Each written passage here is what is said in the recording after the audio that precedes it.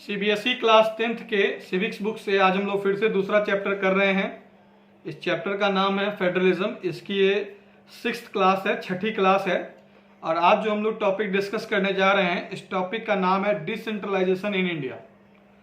Decentralisation को हम लोग रफ आइडिया में पहले समझेंगे, फिर जो है वो लाइन बाय लाइन समझेंगे कि क्या लिख रखा है।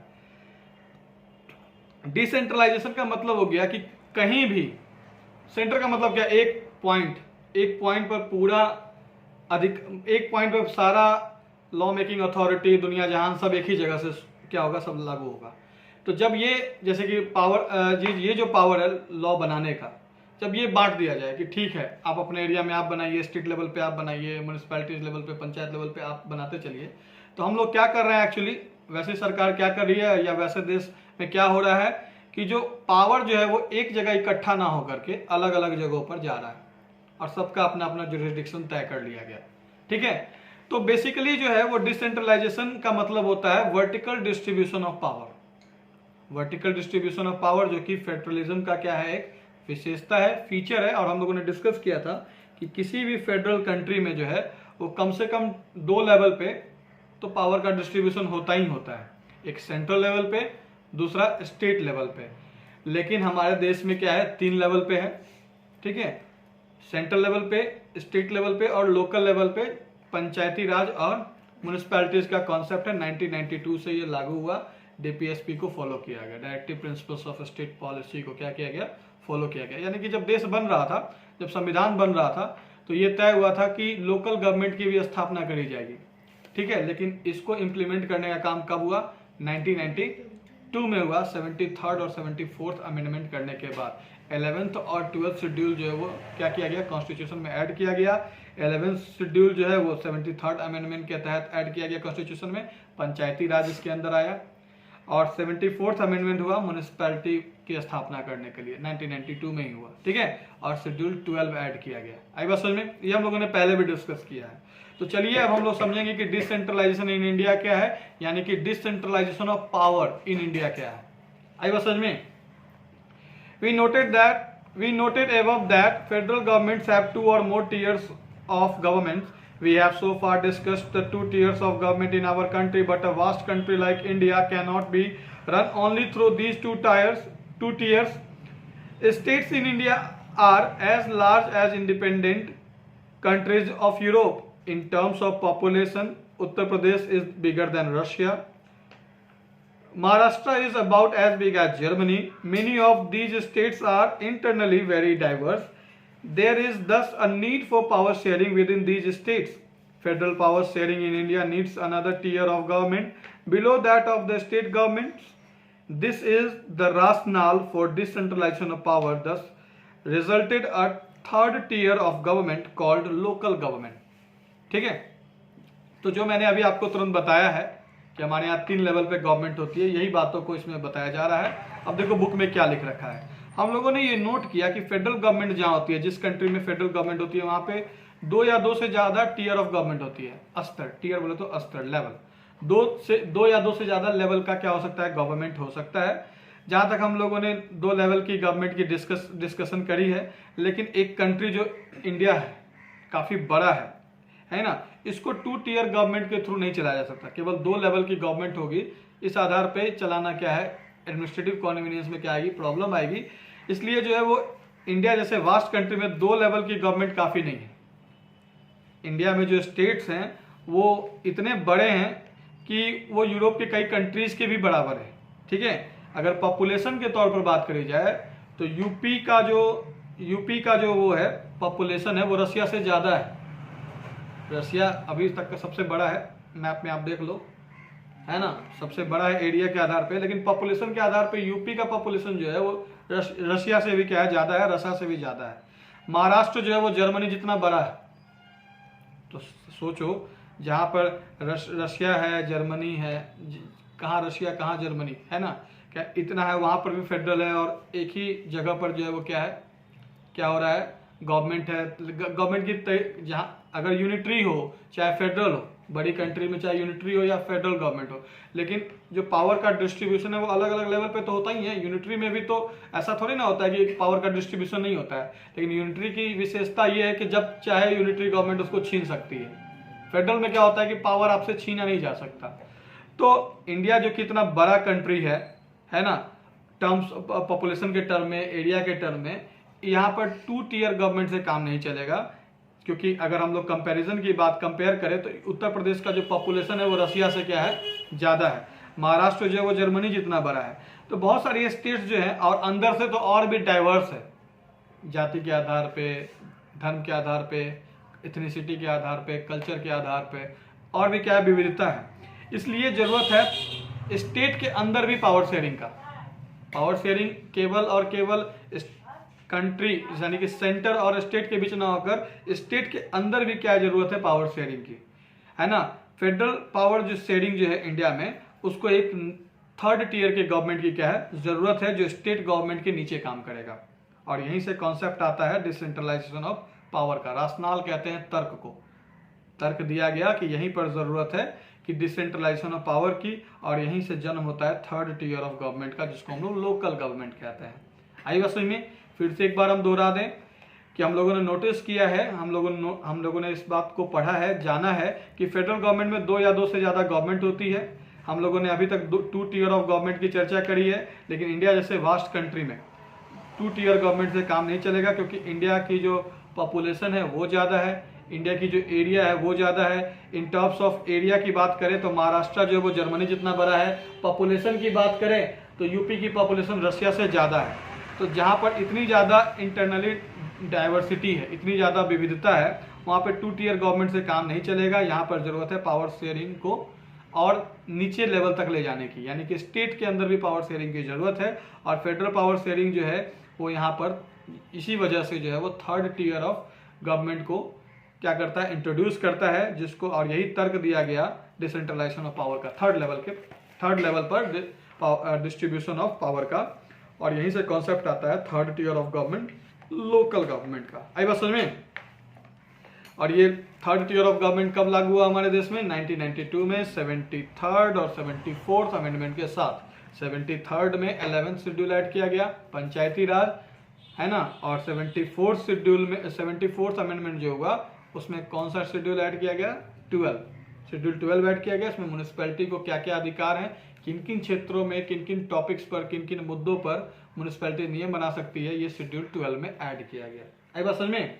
तो क्यों जरूरत पड़ी 3rd टियर गवर्नमेंट की? क्लियर है, पॉपुलेशन बड़ी है, एरिया बड़ा है, 2 टियर गवर्नमेंट काफ़ी नहीं है, 3rd लेवल की गवर्नमेंट की क्या है जरूरत है। When power is taken away from central and states governments and given to the local government, it is called decentralization। जब स्टेट गवर्नमेंट से और सेंट्रल गवर्नमेंट से पावर ले करके किसको दिया जाता है? लोकल गवर्नमेंट को दिया जाता है, तो यही डिसेंट्रलाइजेशन कहलाता है। यही क्या कहलाता है? डिसेंट्रलाइजेशन कहलाता है। मतलब आप हर डिसीजन के लिए सेंटर पे डिपेंडेंट नहीं हो। राजधानी, जैसे बिहार की राजधानी पटना है और बिहार के लिए पूरे कानून, बिहार में जो कोई कानून बनेगा पूरे बिहार में लागू होगा, तो ऑब्वियसली पटना में जो वो है असेंबली है वहाँ पे पास होगा। लेकिन अब कुछ ऐसे नियम होते हैं जिनको तुरंत इम्प्लीमेंट करने की जरूरत होती है। कहीं बाढ़ आ गया, कहीं कुछ आ गया, कहीं तुरंत राहत सामग्री पहुँचाना है, तो वो फिर असेंबली में तो बिल पास होगा, समय लग जाएगा। तो ज़रूरत है लोकल लेवल पे गवर्नमेंट की स्थापना करने की। तो जब पावर को सेंट्रल और स्टेट से लेकर के लोकल गवर्नमेंट को दिया जाता है तो यही कहलाता है डिसेंट्रलाइजेशन। आई बात समझ में? डिसेंट्रलाइजेशन का कॉन्सेप्ट क्या है कि जब पावर को लेकर के किसको दिया जाता है, निचले स्तर पर पहुंचाया जाता है। आई बात समझ में? कि नीचे के स्तर के लोग जो है वो लोकल गवर्नमेंट की स्थापना करें, लोकल लोगों का इन्वॉल्वमेंट हो और वो नियम बना सकें। ठीक है, उनको टॉपिक्स दी जाती है, मुद्दे दिए जाते हैं। पंचायती राज के पास 28 है, 28-29 के आसपास है, और इसमें 18 है। ठीक है, म्यूनिसिपैलिटीज में। The basic idea behind decentralization is that there are a large number of problems and issues which are best settled at the local level। अब इसका जो ये राशनाल है कि क्यों लोकल लेवल की गवर्नमेंट की स्थापना होनी चाहिए, इस्टेब्लिशमेंट होना चाहिए, डिसेंट्रलाइजेशन क्यों जरूरी है, क्योंकि बहुत सारी प्रॉब्लम्स हैं, इश्यूज हैं जिनको लोकल लेवल पे ही सॉल्व किया जा सकता है। ठीक है, उनको लोकल लेवल पे ही सॉल्व किया जा सकता है। People have better knowledge of problems in their locality. क्यों? क्योंकि कुछ लोकल प्रॉब्लम जो होती है उनसे रूबरू होने का काम जो है वो केवल लोकल लोग ही करते हैं। लोकल लोगों को उनके बारे में बेहतर पता होता है, उनसे निपटने का जो एबिलिटी होना चाहिए वो लोकल लोगों के पास ही होता है। इसलिए लोकल लेवल की गवर्नमेंट की क्या होती है, ज़रूरत होती है। They are also have better ideas on where to spend better ideas on where to spend money and how to manage things more efficiently. Besides, at the local level, it is possible for the people to directly participate in decision making. तो ये सब राशनाल दिया जा रहा है कि local level की government की क्यों ज़रूरत है। लोकल लेवल की गवर्नमेंट की क्यों ज़रूरत है, क्योंकि एरिया बड़ा है, लोग ज़्यादा हैं, गवर्न करने के लिए ज़रूरी है लोकल लेवल को पावर दिया जाए। दूसरा कारण डिसेंट्रलाइजेशन का जो है वो ये है कि बहुत सारे प्रॉब्लम्स हैं, इशू हैं, उसको लोकल लेवल पे ही सुलझाया जा सकता है। लोग जो होते हैं उनको उन प्रॉब्लम से निपटने की क्या होती है, उनके पास स्किल सेट होता है। वो लोकल लोग ही क्या कर सकते हैं, उन समस्याओं से निपट सकते हैं, है ना। उनके पास ये आइडिया होता है, उनको ये नॉलेज होता है कि कहाँ पैसे खर्च करने हैं, कैसे चीज़ों को मैनेज करना है अच्छी तरीके से। इसके अलावा लोकल लेवल पे ये पॉसिबल होता है कि लोग जो है वो डिसीजन मेकिंग में डायरेक्ट पार्टिसिपेट कर लें। डायरेक्ट पार्टिसिपेशन जो है वो लोकल लेवल गवर्नमेंट में देखने को मिलता है। इससे जो होता है this helps to inculcate a habit of democratic participation, और इससे जो है वो लोगों को डेमोक्रेटिक पार्टिसिपेशन की आदत पड़ती है। बस में local government is the best way to realise one important principle of democracy, namely local self government. Local government का मतलब है सेल्फ गवर्नमेंट, खुद से शासन खुद पे करना। आई बात समझ में।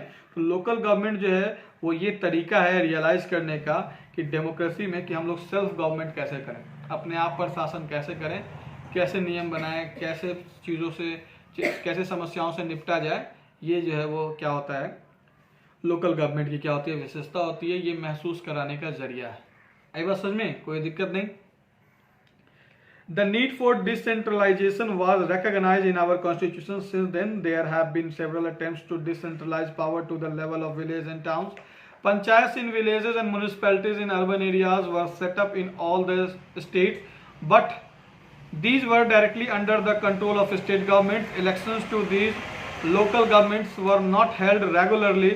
Local government did not have any powers or resources of their own. Thus, there was very little decentralization in effective terms. A major step towards decentralization was taken in 1992. The Constitution was amended to make the third tier of democracy more powerful and effective. तो decentralisation की जो जरूरत है उसको हमारे constitution ने पहचाना। क्यों? जनसंख्या ज़्यादा है, एरिया बड़ा है, तो डिसेंट्रलाइजेशन होना चाहिए। लोगों की इच्छाएं हैं, कुछ प्रॉब्लम्स ऐसा है जिसको लोकल लेवल पे ही सॉल्व किया जाता है। इन सब बातों को महसूस किया गया, इनकी जरूरत समझी गई। तो डिसेंट्रलाइजेशन का जरूरत समझा गया किसके द्वारा, कॉन्स्टिट्यूशन के द्वारा, या जो लोग कॉन्स्टिट्यूशन बना रहे थे उनके द्वारा समझा गया, और इस बात को इंश्राइंड किया गया, प्रतिस्थापित किया गया, डाला गया कॉन्स्टिट्यूशन में कि लोकल लेवल गवर्नमेंट की क्या है, ज़रूरत है। और लोकल लेवल गवर्नमेंट की चर्चा जो है वो कॉन्स्टिट्यूशन में आ गई। ठीक है। और बहुत सारे अटेम्प्ट्स हुए डिसेंट्रलाइजेशन ऑफ पावर के, ताकि गांव के लेवल पे, शहर के लेवल पे जो है वो पावर का क्या हो सके, डिसेंट्रलाइजेशन हो सके, पावर का बंटवारा हो सके, है ना। विलेजेस में पंचायत, म्यूनिसिपैलिटीज, जो अर्बन एरियाज में, इन सब में हर स्टेट में स्थापना किया गया 1992 के भी पहले। ठीक है, 1992 के पहले विलेजेस में पंचायत की स्थापना करी गई, और शहरों में क्या किया गया, अर्बन एरियाज में म्यूनिसिपैलिटीज की स्थापना करी गई हर स्टेट्स में। और ये सब सीधा कंट्रोल में किसके होता था, स्टेट गवर्नमेंट के, सेंट्रल के नहीं होता था, याद रखना। लेकिन प्रॉब्लम ये था कि इनका जो इलेक्शंस होता था वो रेगुलरली नहीं होता था। नगर पालिका चेयरमैन हो गया, वार्ड पार्षद हो गया, या गांव के लेवल पे सरपंच, मुखिया, ये सब हो गया, इनका चुनाव बराबर नहीं होता था। और नतीजा क्या हुआ कि जो डिसेंट्रलाइजेशन का जो कॉन्सेप्ट था वो इफेक्टिव टर्म में इस्तेमाल नहीं हो पाया 1992 के पहले। आई बात समझ में, 1992 के पहले भी म्यूनिसिपैलिटीज और ये पंचायत का कॉन्सेप्ट था, लेकिन इलेक्शंस रेगुलर नहीं होते थे, बहुत सारी समस्याएं थी, है ना। उनके पास पावर नहीं होता था, स्टेट के अंदर वो काम करते थे, स्टेट का गाइडलाइन आता रहता था इनको, स्टेट ने जो नियम पास किया उसको इंप्लीमेंट करने का काम करते थे, इनके पास कानून बनाने का अधिकार नहीं था। नतीजा क्या हुआ, एक शिफ्ट आया, एक चेंज आया। कब ये चेंज आया, 1992 में कॉन्स्टिट्यूशन को अमेंड किया गया और थर्ड टियर ऑफ डेमोक्रेसी को और पावरफुल और इफेक्टिव बनाया गया। लोकल गवर्नमेंट को इफेक्टिव बनाया गया। कैसे बनाया गया, तय कर लिया गया, म्यूनिसिपैलिटीज को दे दिया गया कुछ पावर कि आप इसमें नियम बनाइए, आपको कोई टोकेगा नहीं। ठीक है, आप इससे टैक्स वसूल कर सकते हैं। आई बात समझ में। हालांकि कुछ ऐसा टैक्स है जो आदमी वसूल नहीं कर सकता, जैसे कि अब जैसे कि कोई मर गया तो उसके अर्थी पर टैक्स है, तो ये सब टैक्स जल्दी वसूल नहीं करता है, लेकिन प्रोविज़न है। ठीक है, तो मेजर चेंज कब आया? 1992 में आया। 1992 में क्या हुआ? म्यूनिसपैलिटीज़ को और पंचायत को यानी कि लोकल गवर्नमेंट्स को क्या किया गया? मोर ऑटोनॉमी दी गई। उनको टॉपिक्स दिए गए, शेड्यूल में इस बात का चर्चा किया गया कि किन किन मुद्दों पर क्या कर सकते हैं, ये नियम बना सकते हैं। आई बात समझ में। अब क्या क्या है देखो, कॉन्स्टिट्यूशन में क्या क्या प्रावधान हुए। Now it is constitutionally mandatory to hold regular elections to local government bodies. पहले इलेक्शंस रेगुलर नहीं होते थे, अब कॉन्स्टिट्यूशन जब ये अमेंड हुआ तब ये तय हो गया कि अब यहाँ पर रेगुलर क्या होगा, जो जहाँ जहाँ पर भी म्यूनिसपैलिटीज है, पंचायत से, वहाँ पर रेगुलर इलेक्शंस होगा। इलेक्शंस कंपलसरी कर दिया गया 10 साल पे। Seats are reserved for the scheduled caste, scheduled tribes and other backward classes in the elected bodies and the executive heads of these institutions। Seats reserve कर दिया गया किसके लिए? शेड्यूल्ड कास्ट के लिए, शेड्यूल्ड ट्राइब के लिए और बैकवर्ड क्लासेस के लिए। जो भी इलेक्टेड बॉडीज होगा, म्यूनिसपैलिटीज की जो ऑफिस होगी जिसमें जितने सीट्स होंगे, उसमें सीट्स रिजर्व कर दिया गया कि इन कास्ट से जो लोग हैं वो क्या होंगे, इसमें बैठेंगे, इनका इसमें सीट होगा, ये लोग बैठ के क्या करेंगे? गवर्न करेंगे, यही लोग बैठ के क्या करेंगे? नियम बनाएंगे। क्लियर है? At least 1/3 of all positions are reserved for women. ये लाइन याद रखना, ऑब्जेक्टिव में हो सकता है, आ सकता है कि इन इंस्टीट्यूशंस में 1/3 जो है पोजीशन जो वुमेन के लिए रिजर्व हो गया। 33% सीट्स वुमेन के लिए ही रहेगा। ठीक है, बाकी के 66% पर जो है वो क्या हो सकते हैं? मेन हो सकते हैं। An independent institution called the state election commission has been created in each state to conduct panchayat and municipal elections. Independent institution state election commission है ना। स्टेट इलेक्शन कमीशन को जो इस बात की जिम्मेदारी दी गई कि पंचायत और म्युनिसिपल इलेक्शंस जो है वो आपस में कंडक्ट करवाइए। ठीक है, ये किसकी जिम्मेदारी हो गई? स्टेट इलेक्शन कमीशन की हो गई। The state governments are required to share some powers and revenue with local government bodies. The nature of sharing varies from state to state. State government को ये गाइडलाइन दिया गया कि आप अपना कुछ पावर शेयर कीजिए, मतलब ये लोग भी अब कुछ नियम कायदे बना सकते हैं, ये लोग भी कुछ रेवेन्यू कलेक्ट कर सकते हैं। ये पावर कहा गया स्टेट को कि आप दीजिए, और ऐसा हुआ भी। स्टेट ने क्या किया? अपनी कुछ पावर्स जो है वो म्यूनिसपैलिटीज को, पंचायत को दे दी कि ठीक है, इन जगहों से आप क्या कीजिए? रेवेन्यू कलेक्ट कीजिए, और ये इन जगहों पे आप लेजिस्लेशन का काम कीजिए, नियम बनाने का काम कीजिए। ठीक है। Rural local government is popularly known by the name Panchayati Raj. each village or a group of village in some states has a ग्राम पंचायत। तो रूरल लोकल गवर्नमेंट जो है, जिसको पॉपुलरली किस नाम से जाना जाता है? पंचायती राज के नाम से जाना जाता है। फिर से इस बात को हम दोहरा दें कि रूरल लोकल गवर्नमेंट जो है उसको किस नाम से जाना जाता है? पंचायती राज के नाम से जाना जाता है। ईच विलेज, हर विलेज में या ग्रुप ऑफ विलेज में, एक गांव हो सकता है या ग्रुप ऑफ विलेज हो सकता है, उसकी एक ग्राम पंचायत होगी। आई बात समझ में। और ग्राम पंचायत के सदस्यों का चुनाव निर्वाचन से होगा। इलेक्शन कौन कंडक्ट करेगा? स्टेट गवर्नमेंट SEC करेगी, स्टेट इलेक्शन कमीशन करेगी। ठीक है, तो रूरल लोकल गवर्नमेंट जो है उसको पॉपुलरली किस नाम से जाना जाता है? पंचायती राज। ईच विलेज और ग्रुप ऑफ विलेज के पास क्या होगा? हर स्टेट्स में, इन सम स्टेट्स, कुछ स्टेट्स में है भी, कुछ स्टेट में जहाँ बहुत छोटा है ना, वहाँ क्यों होगा? यूनियन टेरिटरीज में क्यों होगा? आई बात समझ में। खैर, तो रूरल लोकल गवर्नमेंट जो है वो पॉपुलरली इसको किस नाम से जाना जाता है? पंचायती राज के नाम से जाना जाता है। ईच विलेज और ग्रुप ऑफ विलेज के पास क्या होगी? कुछ राज्यों में ग्राम पंचायत होगी। This is a council consisting of several ward members. ठीक है, और इसमें क्या होगा कि ये काउंसिल होगी जिसमें सेवरल वार्ड मेंबर्स होंगे। ऑफन कॉल्ड पंच कहलाते हैं। एंड प्रेसिडेंट होगा एंड सरपंच होगा। ठीक है, they are directly elected by all the adult population living in that ward or village। it is the decision making body for the entire village, है ना। और ये जो है वो डायरेक्टली लोग इसको क्या करेंगे? इलेक्ट करेंगे। उस वार्ड और उस गांव में जितने भी लोग होंगे वो क्या करेंगे? उसको इलेक्ट करेंगे, चुनेंगे, और ये जो है वो डिसीजन मेकिंग एंटिटी बनेगी। डिसीजन मेकिंग पूरे गांव के लिए डिसीजन कौन लेगा? यही बॉडी लेगी। ठीक है, यही इंस्टीट्यूशन लेगा। The panchayat works under the overall supervision of gram sabha. और पंचायत जो है वो ग्राम सभा के सुपरविजन में जो है वो काम करेगी। All the voters in the village are its member. Obviously गांव का पंचायत है, गांव का ये है, तो वोटर कौन होगा? गांव के लोग ही होंगे। It has to meet at least twice और thrice in a year to approve the annual budget of the gram panchayat and to review the performance of the gram panchayat. ये जो लोग ग्रुप में चुने जाएंगे, ठीक है, जैसे हम एक एग्जांपल देते हैं, आपको समझ में आएगा, पहले ये सुन लो, ठीक है। ये जो लोग ग्रुप में, जो ग्रुप बनेगा इनका, ये जो ग्रुप ऑफ पीपल मिलके जिनको चुना गया है, जो इंस्टीट्यूशन बनाएंगे ग्राम पंचायत का, वो क्या करेंगे कि साल में कम से कम 2 या 3 बार मिलेंगे, बजट तैयार करेंगे कि यहाँ इतना खर्चा होना चाहिए, और पिछला बार जो खर्चा हो चुका है उसका सुपरविजन का काम करेंगे, ठीक है। मान के चलो एग्जाम्पल के तौर पर कि जयनगर में, जयनगर ब्लॉक है और उसमें हालांकि 21 के आसपास है, या मान के चलो 20 पंचायत है, 20 पंचायत नहीं लो, 20 वार्ड ले लो, गांव में पंचायत होता है, हम लोग टाउन की बात कर रहे हैं, तो यहाँ पे क्या होगा? वार्ड होगा। अब 20 वार्ड मेंबर है, मान के चलो हाइपोथेटिकली कि 20 ही है, ठीक है, तो 20 है, तो 20 में क्या होगा? वार्ड 1 2 3 4 से लेकर 20 होगा, और 20 में वार्ड सदस्य चुना जाएगा, ठीक है, 20 में वार्ड सदस्य चुना जाएगा, और ये 20 मिलकर क्या करेगा? किसी एक को चेयरमैन चुनेगा। पहले क्या था कि ये 20 मिलकर चुनता था, अब जो सुन रहे हैं नया नियम आने वाला है या आ चुका है, पता नहीं, हमको आइडिया नहीं है, ठीक है। तो ये जो है अब जो नया नियम आ रहा है कि चेयरमैन के लिए भी अलग से चुनाव होगा। पहले क्या था कि ये 20 मिलकर चुनते थे कि ये चेयरमैन हो जाएगा, ठीक है, लेकिन अब क्या है कि चेयरमैन के लिए भी सुन रहे हैं कि चेयरमैन के लिए भी उम्मीदवारी होगी, और सब लोग खड़े होंगे और उनको वोट दिया जाएगा, ठीक है, मतलब जो लोग वार्ड पार्षद चुनेंगे वो चेयरमैन भी चुनेंगे। आई बात समझ में? अब ये जो 20 लोगों का जो समूह है, ये क्या करेगा? अपने अपने वार्ड में विकास करेगा, विकास करेंगे ये लोग। ये फंड किससे डिमांड करेंगे? स्टेट गवर्नमेंट से। ये सब बैठेंगे, एस्टीमेट तैयार करेंगे कि हाँ भाई इतना, इस मोहल्ले में नाले सफाई की जरूरत है, इस मोहल्ले में रोड बनाने की जरूरत है, इस मोहल्ले में स्ट्रीट लाइट लगाना है, ठीक है, इस मोहल्ले में एक स्कूल होना चाहिए, इस मोहल्ले में हाई स्कूल होना चाहिए, है ना। ये लोग डिसाइड करेंगे, और ये डिसाइड करके क्या बजट तैयार होगा। कम से कम इन लोगों को साल में 2 या 3 बार मिलना है। एक बार बजट तैयार करेंगे कि इतना फंड चाहिए, इतना सरकार से डिमांड करेंगे, मिलेगा, उसको इम्प्लीमेंट करके लगाने का काम करेंगे। और इनकेस अगर पिछले वाला भी तो होगा, तो पिछले वाले में कितना खर्चा हुआ उसको सुपरविजन का काम करने का काम ये लोग करेंगे। अब क्लियर है? अब क्लियर है? तो एक बार फिर से दोहरा दें कि रूरल लोकल गवर्नमेंट जो है वो पॉपुलरली किस नाम से जानी जाती है? पंचायत। हर विलेज और ग्रुप ऑफ विलेज के पास क्या होती है? ग्राम पंचायत होती है।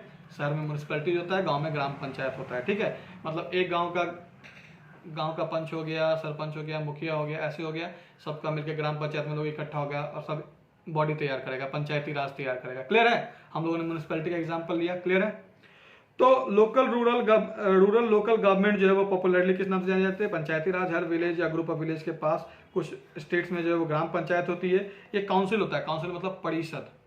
परिषद मतलब वैसा जगह जहाँ पर एक इंस्टीट्यूशन है, जहाँ पर लोग इकट्ठा होते हैं, डिसीजन मेकिंग अथॉरिटी होती है, ठीक है। तो इसमें प्रेसिडेंट, पंच जो है वो चुने जाते हैं। ये लोगों के द्वारा उस एरिया में, उस गाँव में, शहर में जो लोग होते हैं उनके द्वारा चुने जाते हैं। ये पूरे गांव या विलेज के लिए क्या करते हैं? डिसीजन लेते हैं। साल में 2 या 3 बार इनको मिलना होता है, बजट तैयार करना होता है। अगर पीछे का कोई बजट पे कोई पैसा खर्चा हुआ है तो उनकी देखरेख, उनकी सुपरविजन का काम, उन पर क्या निर्णय लेना है, ये लोग बैठ करके तय करते हैं। आई बात समझ में? The local government structure goes right up to the district level. A few gram panchayats are grouped together to form what is usually called a panchayat समिति और ब्लॉक और मंडल। अब ये जो लोकल गवर्नमेंट स्ट्रक्चर है ये डिस्ट्रिक्ट लेवल तक जाता है। आई बात समझ में? डिस्ट्रिक्ट लेवल तक जाता है। कुछ ग्राम पंचायत मिलकर क्या बनाते हैं? पंचायत समिति बनाते हैं, जिसको ब्लॉक या मंडल भी कहते हैं। आई बात समझ में? जैसे कि example Jaynagar, best example Jaynagar area. हम शहर की बात करते हैं, ठीक है। जयनगर एरिया कितना वार्ड? हाइपोथेटिकली 20। पंचायत कितना? 20 ही, ठीक है। तो अब 20 पंचायत जो है उसमें भी 10 गांव होगा। एक एक पंचायत में भी 10-10 गांव होता है। आई बात समझ में? बात समझ में रहा है? क्लियर है? जैसे कि अब बैरा है तो बैरा में इनड़वा है, फिर क्या कहते हैं, बैरा का खुद अपना है, फिर सोनपुर टोल है, 10 तरह का टोल है। इस तरीके से तो 10 टोला मिलकर एक ग्राम बना, ठीक है। तो ये कॉन्सेप्ट क्लियर आ रहा है समझ में? कोई दिक्कत नहीं। तो जो लोकल गवर्नमेंट स्ट्रक्चर है वो डिस्ट्रिक्ट लेवल तक जाती है। कुछ ग्राम पंचायत मिलकर क्या करते हैं? पंचायत समिति या ब्लॉक या मंडल बनाते हैं, और कुछ ब्लॉक मिलकर अनुमंडल भी बनाते हैं, ठीक है। खैर वो कॉन्सेप्ट पे नहीं जाना हम लोग को, कहना एक अनुमंडल में 2 या 3 ब्लॉक हो सकता है, ठीक है। खैर, तो लोकल गवर्नमेंट स्ट्रक्चर जो है वो डिस्ट्रिक्ट लेवल तक जाता है। कुछ ग्राम पंचायत मिलकर क्या करते हैं? पंचायत समिति, ब्लॉक या मंडल बनाते हैं। और ये जो इसके जो मेंबर्स होते हैं, the members of this representative body are elected by all the panchayat members in that area. और एरिया के जो पंचायत मेंबर्स होते हैं इनको चुनकर भेजते हैं। इमेजिन करो, सोचो समझो। अब मान के चलो कि जयनगर जैसा 10 एरिया है, 10 में चेयरमैन होगा। अब ये 10 में चेयरमैन चुन करके एक चेयरमैन बना दिया जाएगा जो डिस्ट्रिक्ट संभालेगा, जो डिस्ट्रिक्ट को हेड करेगा। आई बात समझे? जिला परिषद का हालांकि चुनाव भी होता है, चुन के भेजा जाता है, या तो लोग डायरेक्टली चुन ले या रिप्रेजेंटेटिव चुन ले। आई बात समझ में? जैसे कि आप प्राइम मिनिस्टर को डायरेक्ट चुनते हो नहीं ना, प्राइम मिनिस्टर के लिए वोटिंग नहीं होती, लेकिन एक पार्टी होती है, बीजेपी, कांग्रेस, दुनिया जहान, ये पार्टी होती है, कहती है कि अगर हम पावर में आए तो इनको बनाएंगे, ठीक है, हम बनाएंगे इनको। तो हम क्या करते हैं, किसी पॉलिटिकल पार्टी को वोट देते हैं, और ये पॉलिटिकल पार्टी जो है वो क्या करती है, किसी आदमी को जो पहले से नॉमिनेटेड होगा उसको क्या करती है, प्राइम मिनिस्टर की कुर्सी पर बैठा देती है। आई बात समझ में? क्लियर आ रहा है समझ में? तो जो लोकल गवर्नमेंट स्ट्रक्चर है वो डिस्ट्रिक्ट लेवल तक जाता है। कुछ ग्राम पंचायत मिलकर क्या बनाती है, पंचायत समिति बनाती है, ब्लॉक बनाती है, मंडल बनाती है। और इनके जो इस रिप्रेजेंटेटिव बॉडी के जो मेंबर्स होते हैं वो क्या करते हैं, जो जिनको चुनने का काम होता है पंचायत मेंबर्स के द्वारा। और ये जो पंचायत समिति और मंडल जो है, ये एक जिला में जो 7 होते हैं, ये जिला परिषद बनाते हैं। आई बात समझ में? मोस्ट मेंबर्स ऑफ द जिला परिषद आर इलेक्टेड। जिला परिषद के जो मेंबर होते हैं उनको जनरली चुना ही जाता है, इलेक्टेड होते हैं, चुना जाता है, ठीक है। जैसे मान के चलो कि अभी हम आपको एक और एग्जांपल देते हैं और अच्छे से समझ में आएगा। जैसे मान के चलो कोई गांव का चुनाव हो रहा है, मुखिया का चुन रहे हो, मुखिया, पंच, सरपंच, पंचायत समिति के सदस्य है ना, जिला परिषद। लेकिन जिला परिषद जैसे ही जिला है तो जिला में चुना जा रहा है, वो पूरे जिला के लिए एक चुना जा रहा है। आई बात समझ में? लॉजिक समझ में आ रहा है? तो वो क्या हो रहा है, यहाँ पर ध्यान देने वाली बात यह है कि गांव के लेवल पे तो मुखिया और सरपंच चुन रहे हैं हम लोग, लेकिन जिला के लेवल पे जिला वाला चुन रहे हैं। तो तरीका है, या तो हम जिसको चुने वो सब मिलकर एक तय कर ले कि इसको हम अपना हेड तय करते हैं, यानी तो हम ही वोट करके तय करें कि हमारा हेड कौन होगा। ठीक है, थोड़ा कंफ्यूजिंग हो रहा है। तो लोकल गवर्नमेंट जो, अच्छा ठीक है हम समझ रहे हैं। देखो हम आपको एक एग्जांपल बताते हैं, ठीक है। जैसे स्कूल में आपके तय करना है कि पूरे स्कूल के लिए कोई एक लड़का या लड़की डिसीजन लेगी। Head girl of school, class की बात नहीं कर रहे हैं हम, क्लास की बात नहीं कर रहे हैं। हेड गर्ल ऑफ स्कूल और हेड बॉय ऑफ स्कूल होगा। मान लो ये 2 पोस्ट पर चुनाव होना है, तो पहले क्या होगा कि पहले तय किया गया, या तो आप पूरा स्कूल मिलके उसी दोनों पोस्ट पे वोट कर लो, या तो आप उसी दोनों पोस्ट पे वोटिंग कर लो, या नहीं तो आप क्या करो कि ठीक है क्लास में आप लोग मॉनिटर चूज करो, एक लड़का एक लड़की। हर क्लास को यह इजाजत मिल गया कि एक head boy for the class और एक head girl for the class तय करो। हर क्लास में एक हेड बॉय होगा, हेड गर्ल होगा, ठीक है। अब मान के चलो 1 से 10 तक हो गया, तो 1 से 10 तक में 10 लड़का होगा, 10 लड़की होगी, हेड बॉय हेड गर्ल, हर एक क्लास को रिप्रेजेंट करेगा। और ये 10 लड़का और ये 10 लड़की 20 मिलकर 20 में से 2 को तय कर ले कि ये पूरे स्कूल का हेड बॉय या हेड गर्ल होगा। या तो ये मेथड है, यानी तो पूरा स्कूल मिलकर तय कर ले। तो लोकल लेवल पे मान के चलो जयनगर है, जयनगर में 20 वार्ड है, वार्ड से 10 मिला, 20 चुन लिया, 20 चुना गया, हम लोगों ने चुन लिया, ठीक है। या तो 20 मिलकर क्या करेगा, चेयरमैन तय करेगा कि हम इसको बनाते हैं चेयरमैन, या तो एक तरीका है। या पूरे जयनगर में जितना वार्ड है सभी लोग कहे कि ठीक है नहीं आप क्या चुनिएगा, हम चुनेंगे। तो 20 आदमी के पास ये चुनने का अधिकार नहीं होकर के सब लोगों के पास ये अधिकार हो जाएगा। समझ में आ रहा है बात? सभी लोगों के पास क्या हो जाएगा, ये अधिकार हो जाएगा। तो क्या होगा कि 4-5 आदमी, ज्यादा भी कम ज्यादा हो सकता है, सब लोग चेयरमैन के लिए खड़े हो जाएंगे कि हम उम्मीदवार हैं और हम वोट कर देंगे। या तो एक तरीका ये है। क्लियर आ रहा है समझ में कि और एक्सप्लेन करने की जरूरत है? अब यहीं पे टर्म अलग अलग हो जाता है, ठीक है। जैसे कि लोकल लेवल पे है तो ग्राम पंचायत हो गया। ग्राम पंचायत मतलब क्या, नाम में ही सब कुछ है। ग्राम पंचायत मतलब क्या, ग्राम का पंचायत, एक ग्राम का पंचायत, जहां पर उसी गांव के लिए डिसीजन होगा। पंचायत समिति मतलब डिफरेंट ग्राम पंचायत को मिलाकर पंचायत समिति बनाया गया। अब पंचायत समिति का ग्रुप मिलकर क्या बनाएगा, ब्लॉक बनाएगा, ब्लॉक मिलकर क्या बनाएगा, जिला बनाएगा। अब समझ में आया? कंफ्यूजिंग तो नहीं है? ठीक है। Similarly, local government bodies exist for urban areas as well. Municipalities are set up in towns, big cities, and constituted into municipal corporations.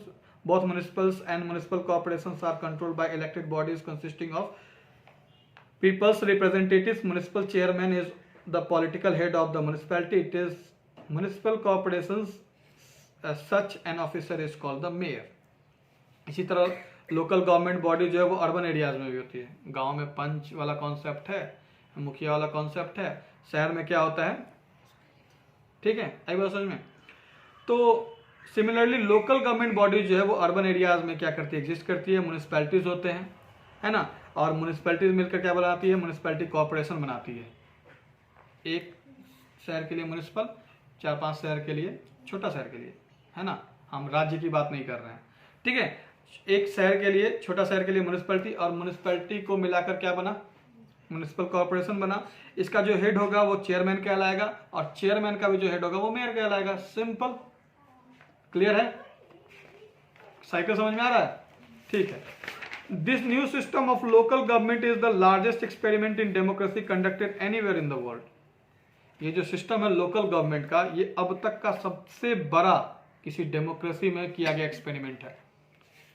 There are now about 36 lakh elected representatives in the panchayats and municipalities, etc., all over the country.